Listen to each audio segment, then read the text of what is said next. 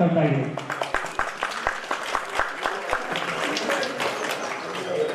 JDS ಜಿಲ್ಲಾಧ್ಯಕ್ಷ D Ramesh ಮಾತನಾಡಿ ಎಷ್ಟಪ್ಪ ಬಸ್ ರಘು ಮಾತಾಡೋದಂತಲ್ಲ 150 ಬಸ್ಸು ಮಂಡ್ಯ ವಿಧಾನಸಭಾ ಕ್ಷೇತ್ರದಿಂದ ಹೋಗಬೇಕು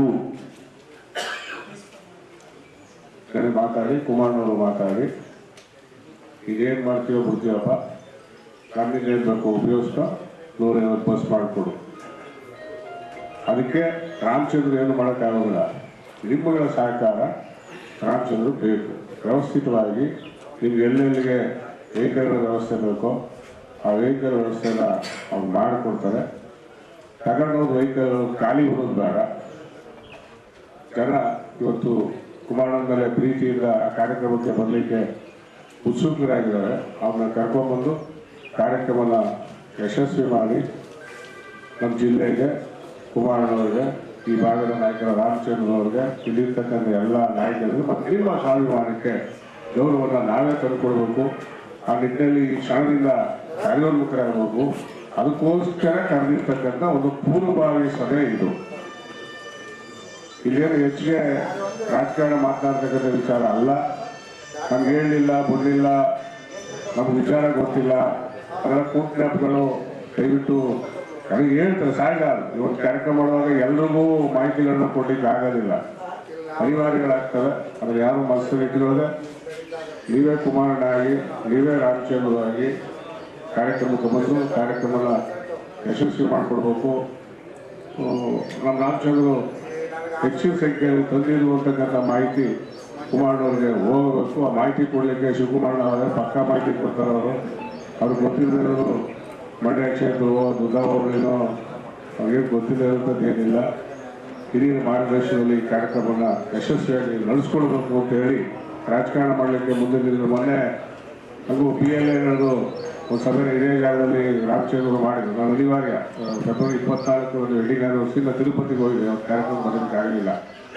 ಮತ್ತೊಂದು ಸಭೆನ PLA ಸಭೆನ ಕರಿಬೇಕಾಗ್ತದೆ.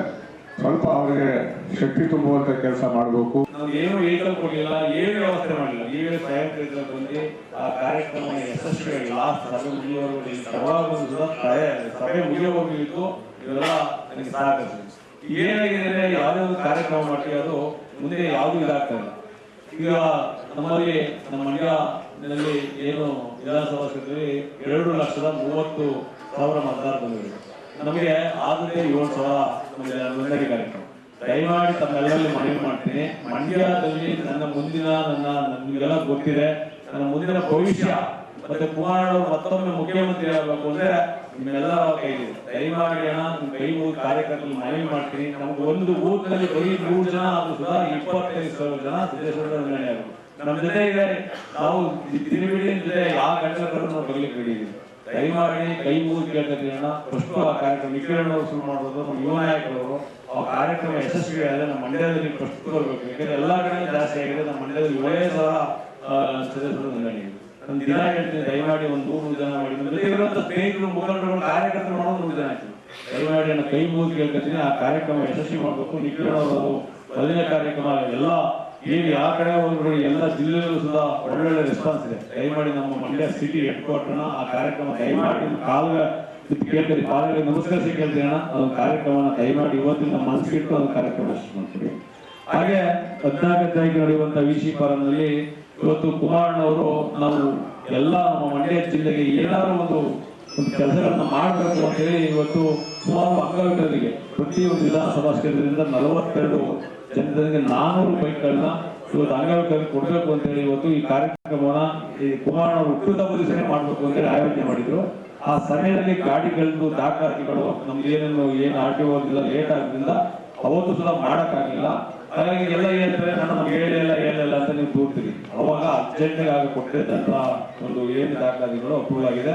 ಯಾರು 15ನೇ ಬರೋಣ ಕುಮಾರಣ್ಣ ಮೊನ್ನೆ ಹೇಳಿದ್ರು, ನಾನು ನೆಕ್ಸ್ಟ್ ಈಗ ಏಪ್ರಿಲ್ ತಿಂಗಳಲ್ಲಿ ನಮ್ಮ ಏನು CSR ಫಂಡ್ನಲ್ಲಿ ಕೊಡ್ಲಿಕ್ಕೆ ಹೇಳಿದ್ದೀನಿ.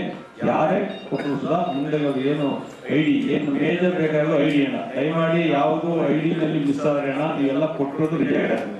ಈಗ ನಿನ್ನೆ ನಮ್ಮದೇ 3 ರಿಜೆಕ್ಟ್ ಆಗಿದೆ. ಬುದ್ಧಿಮಾಂದ್ಯ ಮಕ್ಕಳಿಗೆ ಕೊಟ್ಟರೆ ಅದು RTO ರಿಜಿಸ್ಟ್ರೇಷನ್ ಆಗಲ್ಲ. ಅವ್ರು ರಿಜೆಕ್ಟ್ ಆಗಲ್ಲ.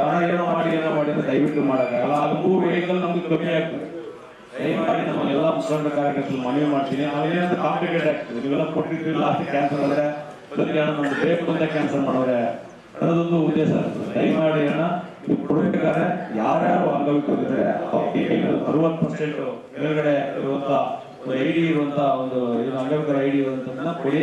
ಫಸ್ಟ್ ಅವರಿಗೆ ಒಂದು ಅವಕಾಶವನ್ನು ಕೊಟ್ಟು ಈಗ ಮುಂದೆ ಬರುವಂತ ಏಪ್ರಿಲ್ ತಿಂಗಳು ಕೊಟ್ಟರೆ ಯಾರು ಅದಕ್ಕೆ ಅನ್ಯತೆ ಭಾವಿಸೋಣ ಅಂತ ಹೇಳ್ತಾ, ಹಾಗೆ ಮತ್ತೊಂದು ಹಣ ಏನು 15ನೇ ತಾರೀಕು ನಡೆಯುವಂತ ಸಭೆ ನಮ್ಮ ಈ ವಿಧಾನಸಭೆ ಮತ್ತು ಜೆಪಿ ಟಿಪಿ ಯಾವುದೇ ಒಂದು ಚುನಾವಣೆ ಆಗುತ್ತೆ ಅದು ದಿಕ್ಸೂಚಿ. ವೇದಿಕೆಯಲ್ಲಿ ಮಾಜಿ ಶಾಸಕ ಡಿ.ಬಿ. ಶಿವಕುಮಾರ್, ನಗರಸಭೆ ಮಾಜಿ ಅಧ್ಯಕ್ಷರಾದ ನಾಗೇಶ್, ಎಸ್.ಟಿ ವಿಭಾಗದ ಸಾತನೂರು ಜಯರಾಮು, ನವೀನ್ ಕುಮಾರ್, ಮಹಮ್ಮದ್, ಲೋಕೇಶ್, ರಾಮಲಿಂಗೇಗೌಡ, ಕಿರಣ್, ಪಾಪಯ್ಯ ಸೇರಿದಂತೆ ಅನೇಕರು ಭಾಗಿಯಾಗಿದ್ದರು.